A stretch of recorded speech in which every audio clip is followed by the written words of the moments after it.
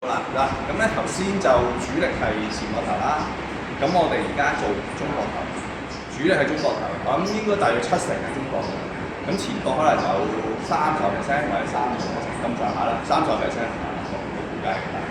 咁個動作呢個叫 upright row，upright row 即係大家知啦，有個 internal rotation， 可能對個膊頭唔係咁好。咁我咧就會係 modify 咗佢啦。咁我哋就用翻呢啲把手嚟做。咁我點樣可以令到個膊頭冇咁傷咧？嚟去做咗 upright row 咧？咁我哋咧有少少睇啲嘅。咁揸住兩邊先，我哋交叉手咁樣揸。OK， 我哋將隻手指公向上少少向上，咁樣向上提，咁就會做翻一個 external rotation 啦。咁就會保護翻你嗰個膊頭咯。